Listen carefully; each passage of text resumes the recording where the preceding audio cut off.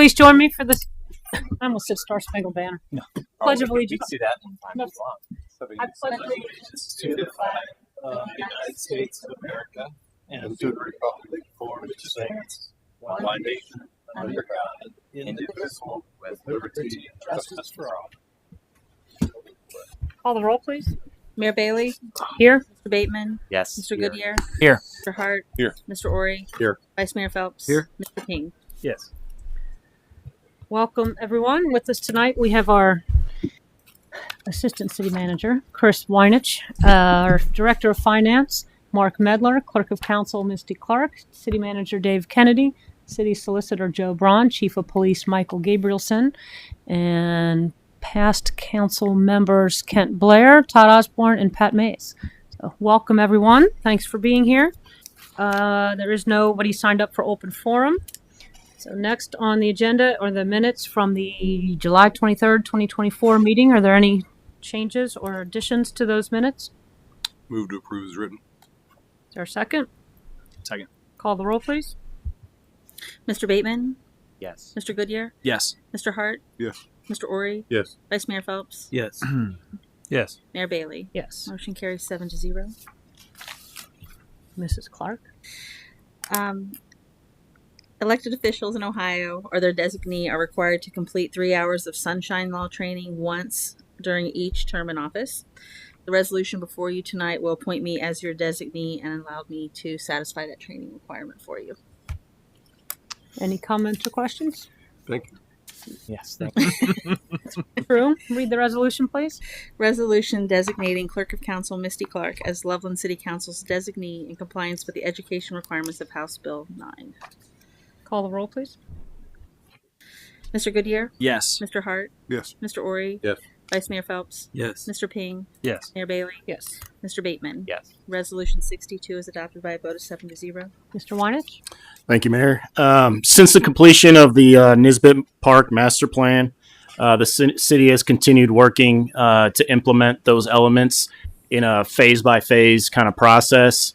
Obviously, the plan itself is a very large, very tough plan to accomplish all at one fell swoop. So obviously, we split this into phases, looking for every opportunity we can for funding.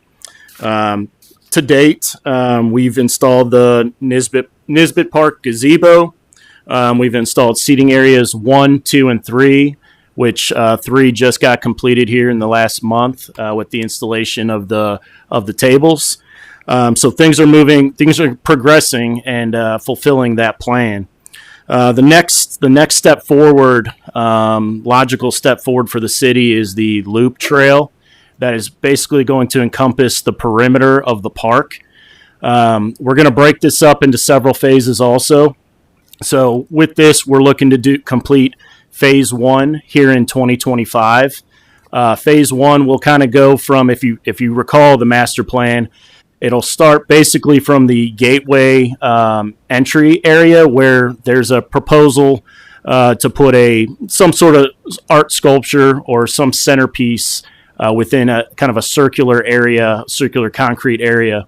So it'll start there, and it'll head towards the river and loop around the back of the existing playground and tie back into the existing shelter.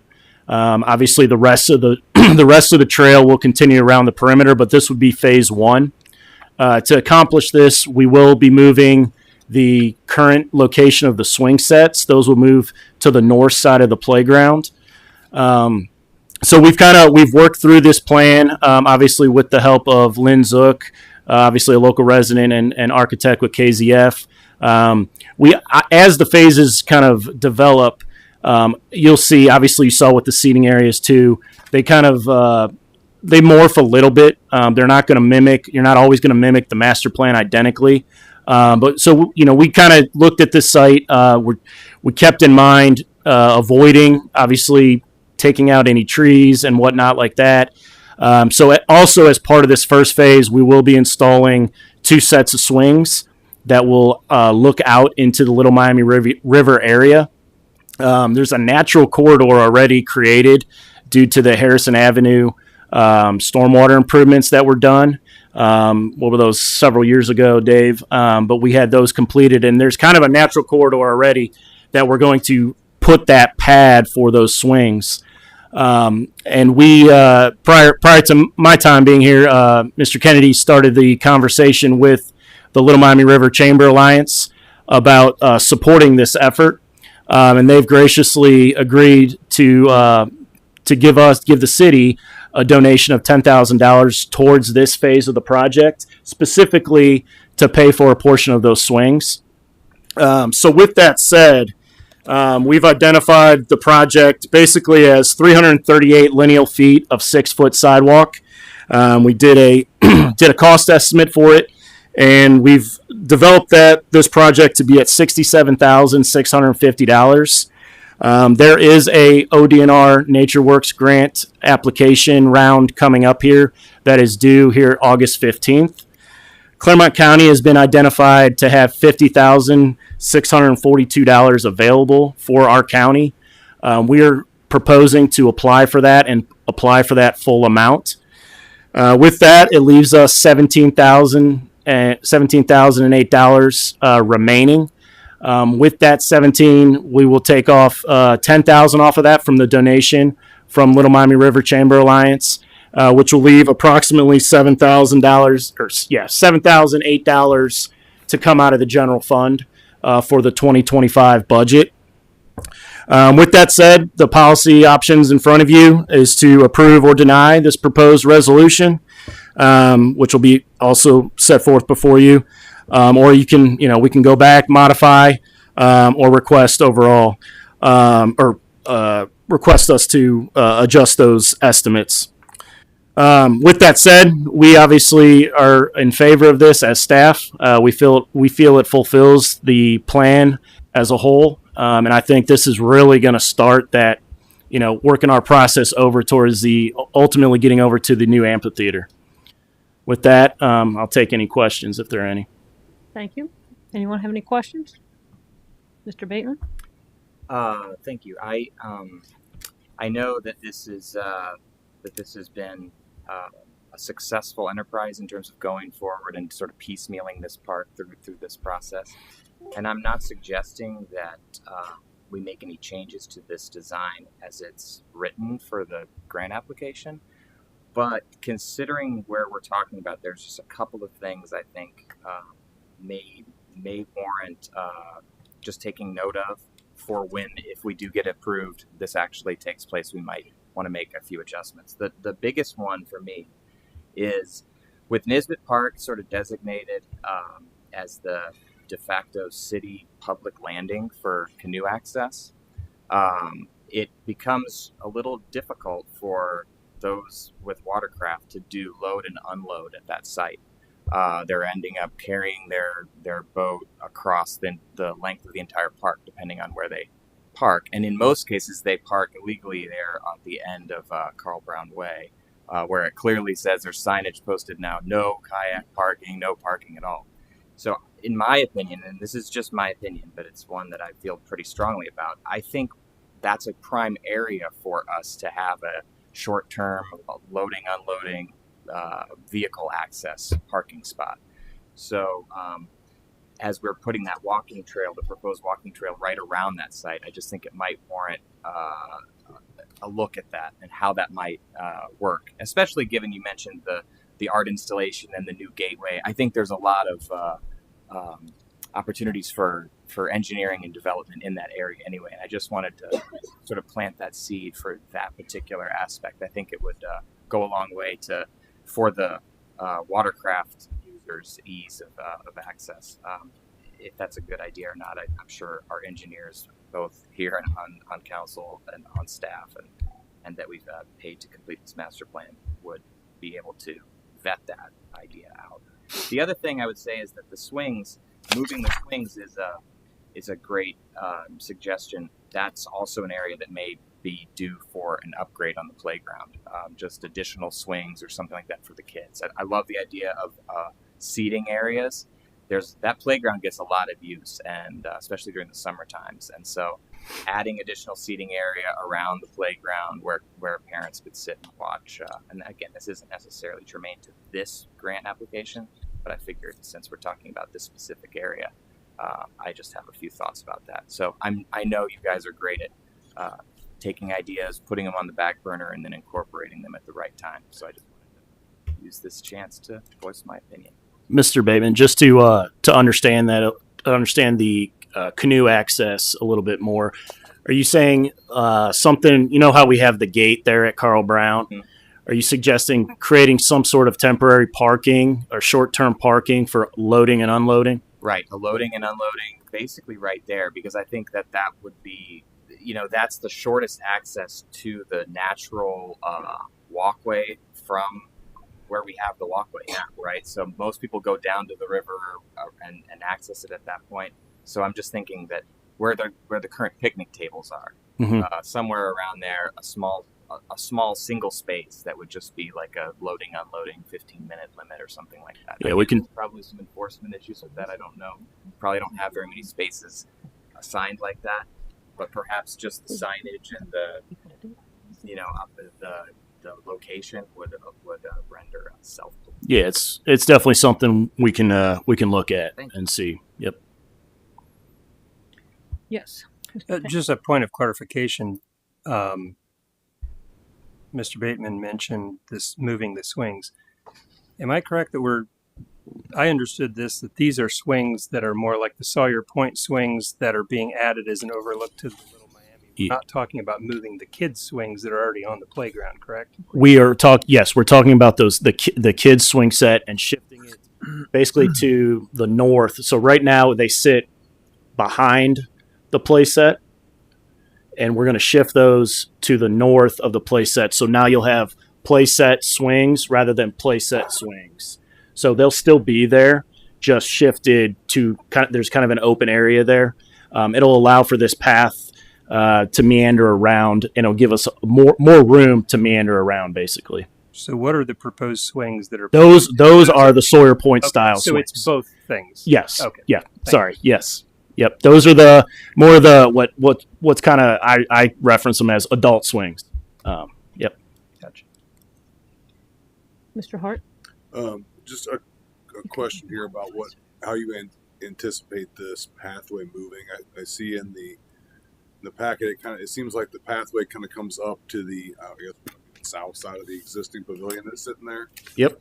At this point, and then it kind of obviously stops off. Where in the master plan it shows the path going around behind, and obviously you mentioned that some of those things change as the plan develops, which is okay, obviously. Where do you anticipate that path going from there? So where it makes, if you look at Figure 6 in your packet, that's the new rendering from KZF, where it makes that 90-degree heading into the existing shelter. You would basically be teeing off there and going around the backside of the shelter in the next phase. I got you. Does that make sense? So it would come off, so the path still comes off behind there. Correct. Okay. So you have basically it would be a offloading point or a point to offload to the shelter, or you could in the next phase you could go straight and go behind the shelter. And do you still anticipate it shows the stairs that go down back towards the river access? Is that still a phase that we're still contemplating at this point? I believe we're going to be looking at installing that, because right now it's just the access is not real easy to get down there. So yes, that is definitely a point of definitely something we want to include in one of these phases. So yeah, as I said, there's a lot to be done still. So yes, that's still being contemplated. All right, perfect. Thank you. Vice Mayor? Just a question. You mentioned, preserving the trees, which I think is great, but do you have any plans for lights on that path? I mean, you're close to the river. I'm just wondering if that's part of the package here, or has it been discussed? It has not been discussed. There is electricity available. We can certainly, if you think about what I'm thinking is something a lot more along the lines of the bollard lighting that's at the parking lot.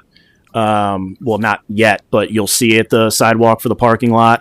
I think as far as what we have funding wise, I don't think this is in that package. I think that's something potentially you could look at once you complete all of the perimeter trail, then you bring that in at that point potentially.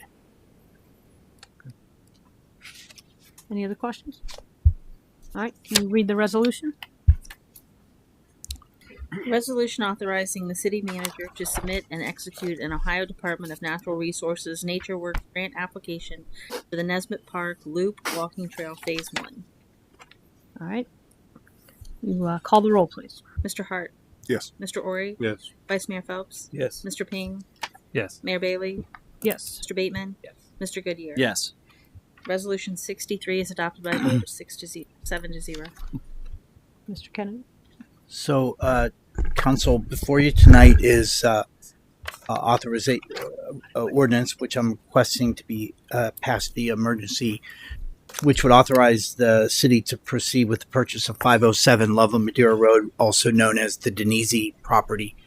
If you back up just a little bit, the city is in the process of what will be a $12 million transformation of the Loveland Madeira Road over multiple phases. Chris is orchestrating, working with all the funding agencies, of which, if point out, the city has already been funded $6 million on two of the three phases, and there's an obvious translation of what the city is going to be doing to Loveland Madeira Road to its impact on private property.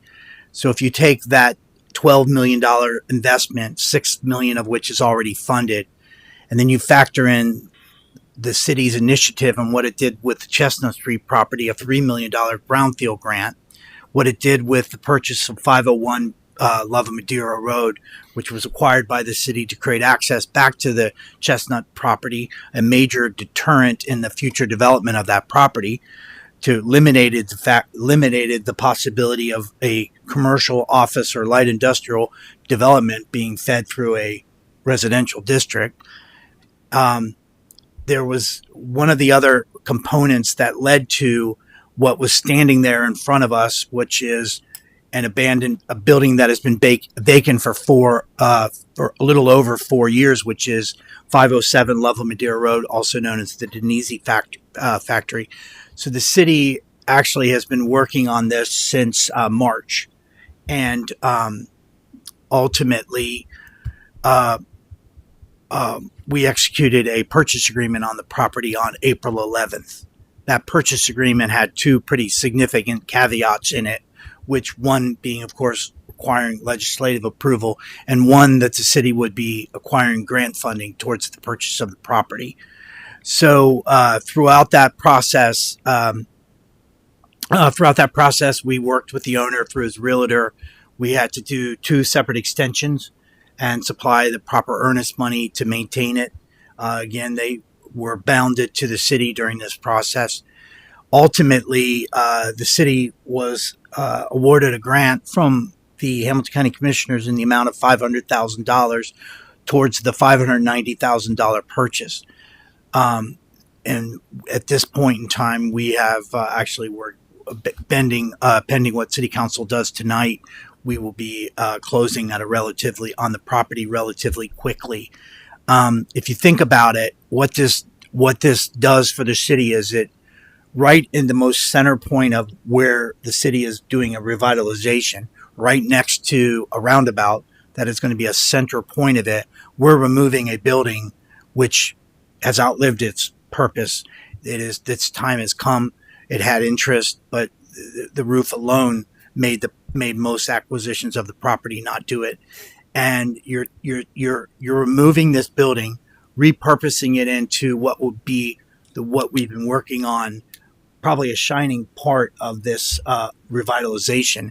And in a way, the city's sort of setting the tone through both the public aspect and through the private property aspect of setting the tone for what I'm sure I'll be long gone, but what Chris will help and what we'll see a full economic transformation of that district. So we're really excited about this. This has been something that obviously the city has to work quietly in the background. Luckily, city council, I have the authority to do a purchase agreement. That's the way it should be. You certainly don't need the whole world to know what you're doing, because this is for the betterment of the entire community. And we're pretty excited about this. And without going into a whole lot of detail, since March, we've also been working with potential end user for this property, something that I know Chris and I feel will be an extreme benefit to this community, both from long-term revenue through a lease, but also, cities sort of get a double benefit, don't we? Because we also then get the income tax that comes out of a property project like this. So we're sort of excited with that. That's why, in addition to the ordinance that I'm asking you to pass, which will allow Joe and I to move forward relatively rapidly with closing on the property, we're also asking that you set a public hearing for your next meeting, August 27th, which will allow the property be transferred to the CIC. At that meeting, I will have legislation to accompany the public hearing, which will finalize the transfer. For those of you who don't know, the city is inhibited by Ohio Revised Code on how it can dispose of property, even through leases. And the CIC, which is our Community Improvement Corporation, grants us a lot more leniency and allow us to work one-on-one with a potential end user. And so that is that. So we're pretty excited about this project. If anybody, I would encourage you to go to the city's website, go to the link that Krista has that says Planning Our Future. And on there, you'll see the Love of Madeira Road plan. And when you zoom in on where the roundabout at Valley View is going, look at that particular property and know that the city will, if all goes well, we'll be acquiring that property, raising the structure, and putting back there a really good end user. So we're pretty excited about that. It's a good visual. It's I think that's why I included it in the memo. So that's all I had. Mayor, I didn't know if anybody had any. Thank you. Does anybody have any questions or comments? Mr. Hart? Does this agreement include the cost to cover raising the property? No. We have done a full environmental analysis, and raising the structure is going to be expensive. Chris and I are currently working with our two state legislators in that part of the county. Remember, with us, it's always unique because we have multiple. We're also working with the Cincinnati Port Authority. We're also working with the Ohio Department of Development to identify funding. There is funding out there. It's just whether or not the timing is it. No. Our original grant, we applied for $640,000, which was obviously $50,000 more than the purchase price that we agreed on. It was to acquire some funding towards the demolition. During the inspection period, which is what you call when we're sort of buying our time and giving them earnest money, we did a full environmental study of the property, which included actually drilling into the core of the floor of the building. And all necessary, obviously, any of those could have potentially raised a red flag. None of them did. So while there are some small items that will have to be done with some underlying dirt, the building, the cost for the demolition of the raising of the structure is largely the fact that it is a structure of 23,000 square foot with an extremely thick floor and requires significant. But we're still working on that with pretty much every agency Chris and I could think of, and both Representative Baker and Representative Wilson. Senator Wilson and Representative Baker all are trying to help us earmark some funding for that. Great. And obviously, with your track record, the city's track record of identifying funds, I have a significant degree of confidence that you'll. Yeah, it's the timing. Yeah. Yeah, it's the timing on the end user. That's my problem. So. All right. Any other? Yes, Mr. Bateman. Just again, I just want to congratulate you, Mr. Kennedy, for having the vision and bringing this to us with such a. I hate to say slam dunk, but it's kind of what this feels like. And you mentioned the impact this will have on private development. It really can't be overstated. I think you just have to look, east of here to Montgomery and see what happens when you clear space for a roundabout and the development that comes. I'm not suggesting this is going to be like that. I mean, these aren't major thoroughfares like Montgomery Road and 126, but we will be able to make a significant impact, and hopefully this won't sit as vacant as the old shot car lot. But anyway, I just think that this is exciting, and it took some work behind the scenes, and again, it's amazing when a plan comes together, and it's just even more amazing how often it does for us. So thanks. Thank you. Any other comments, questions? Yes, Vice Mayor. The other huge benefit of this proposed transaction is that it's fiscally very responsible, especially with the reimbursable loan. I think we get excited about things like parking lots and other kinds of development, but this is equally, if not much more important in the long run. And so this is a huge step in the right direction. Thank you. Anyone else? I know we've been working on this for a long time, and we've had a lot of angst about that building. This, to me, seems like the absolute best result that we could have hoped for. To have a building that's going to eventually be built there, that's going to bring us pretty significant revenue to the city. And we do need to thank the Hamilton County Board of Commissioners, because not just giving us this $500,000, but that's in addition to the $400,000 they gave us just a couple years ago for the property right next door. So we're able to start our own, sort of jumpstart this transformation of Level Madeira with nearly $1 million influx of money from Hamilton County Board of Commissioners. And I think because they see what we're doing and see what you're doing, and it's money well spent here. But without that, we wouldn't be quite so happy here sitting with this property. So thanks to them. All right, any further comment? All right, this is done as an emergency, so we will vote tonight. We'll go ahead and read the ordinance. Ordinance authorizing the purchase of real property located at 507 Loveland Madeira Road and declaring an emergency. Call the roll, please. Mr. Ori? Yes. Vice Mayor Phelps? Yes. Mr. Ping? Yes. Mayor Bailey? Yes. Mr. Bateman? Yes. Mr. Goodyear? Yes. Mr. Hart? Yes. Ordinance 64 is adopted by a vote of 7-0.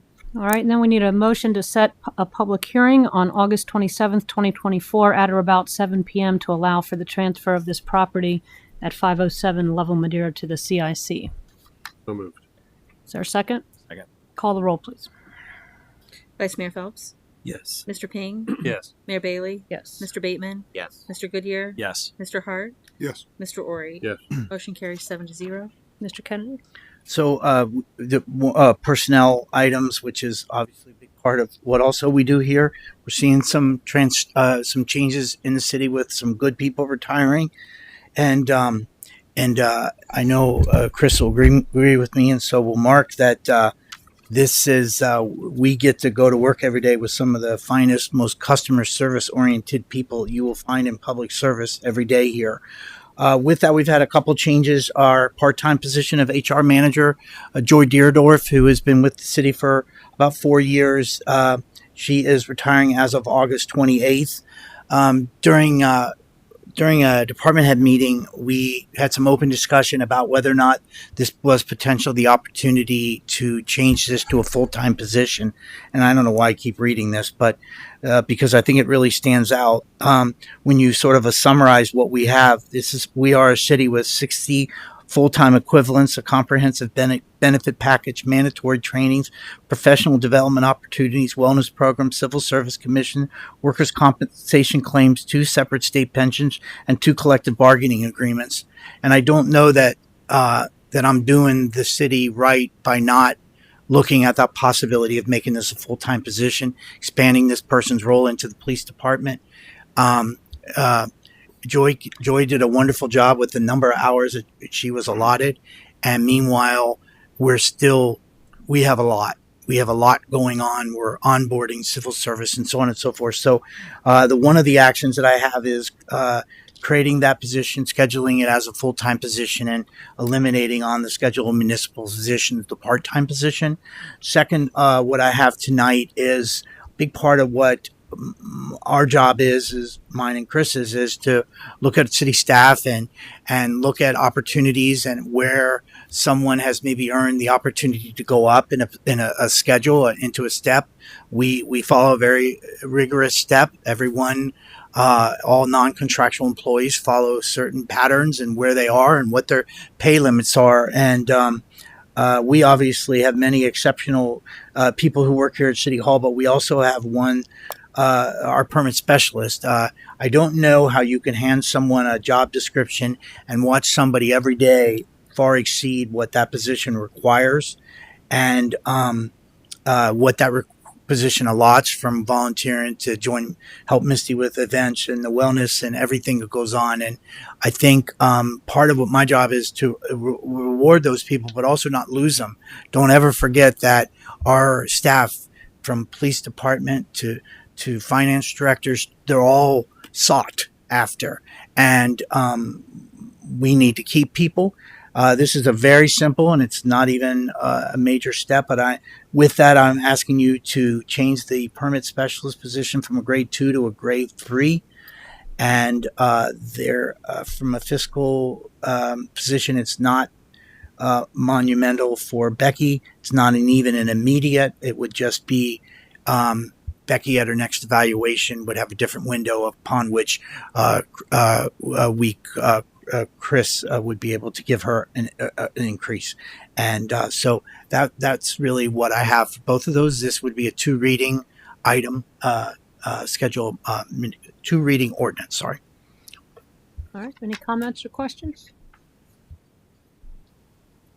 Mr. Hart? I would just give my thoughts on the HR position. I think that in this day and age, in order to take care of people the right way and make sure that their benefits are being handled and that all the things that exist for an employee in a business, which I mean at points this is a business here that we have to run, and we need to take care of people. We need to make sure they're being looked after appropriately. We need to make sure they have an access point for when they have questions about their job. And when you're talking about this many people that we're serving or that we're employing at this point, it certainly makes sense to make sure that we have somebody who is dedicated to just that endeavor of making sure that we're taking care of our people appropriately. Mm-hmm. So it seems like as we've kind of grown as a city and some of the positions we've continued to add appropriately, it makes sense to kind of take this up a little bit higher and give it its due in terms of what we're asking this position to do, which is help with the retention of good people. So I am all for making sure that we're appropriately looking after the employees of the city. Thank you. Mr. Bateman?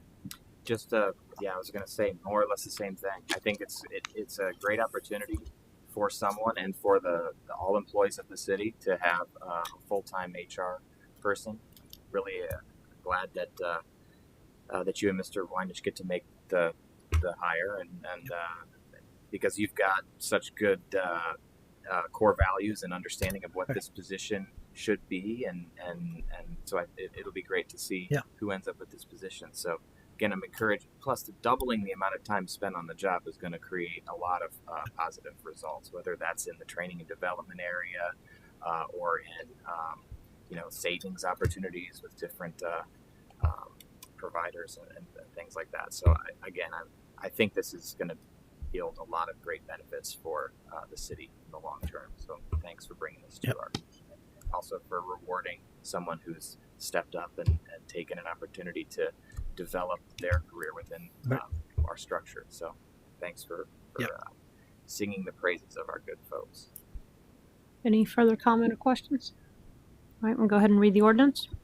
Ordinance establishing the compensation and classification for the position of Director of Human Resources, modifying the pay range of the permit specialist position, and repealing Ordinance 2024-25. Thank you. Mr. Kennedy? So I know I tried to get cute in the beginning of the memo, but we really are clearly in an infill development phase. The city is, all you got to do is drive past the Dairy Whip, go down South 2nd, and there's more that we know about that haven't quite hit out there. And that's sort of our future for, let's just say, who knows how long. And this city takes a very hands-on approach with all developers. They sit with us. the police chief comes in, the fire chief comes in, the building inspector, everyone sits and we work through every element of a future project. And one of them that we have right now, and I cannot believe when I wrote this memo that it was 2020 in January when Oak Street approached the Planning and Zoning Commission with a 64 unit development. And through numerous iterations, we have got down to 6 units. And I think City Council is to be commended. City Council approved that SPD on April 25th, 2023. And here we are. We're still fine tuning all the details to get this project going. What we're doing here when we look at a project, the developer looks at numerous items that he has to take on through water mains, through stormwater, through sanitary connections. What we do is we try to identify areas where he'll be taking on an element of public infrastructure that benefits more than just that development. And with that, any needs for a road widening within this project benefits everyone on South 2nd. It benefits emergency services and so on and so forth. So with that in mind and trying to curb their cost a little bit, that could potentially result in the structures outpriced in terms of developer. We extended the offer exactly what we did with Highland in the Heights, which is put the road widening into the city's road program next year and then place it as an assessment on the property. That was extremely desirable for the developer. And I have to do it in a 2-step process because at this point in time, we don't know what the total amount is. We expect it to be around 40, 50 grand. They obviously benefit because being a part of the city's road program, they benefit from like going to Costco. You know what I mean? They benefit from a bulk process. So, and then also those lots that then determines the assessment, and those lots are still going through the Claremont County tax map review and haven't yet been. So what we did in Highland was we came to you, we explained the process, we got via a simple motion that the council was agreeable with this process, and then we moved forward. Come the road program next year, it would be included, but they're at a cusp where they wanted to know that it's not just Chris and Dave, it's city council agrees. So when we come back with the number in the next year, that we're all good to proceed. If you look at those pictures, this is a beautiful development.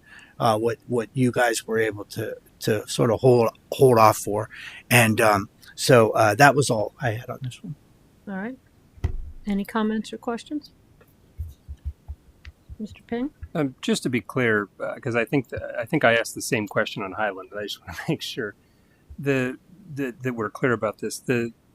What you're essentially proposing is that the city will pay for this widening, and then through the course of a period of time, the homeowners will pay the city back for that. And so this is not something where we're enabling a developer to save money. It's just a way to defer that cost to the homeowners rather than them pay it initially, correct?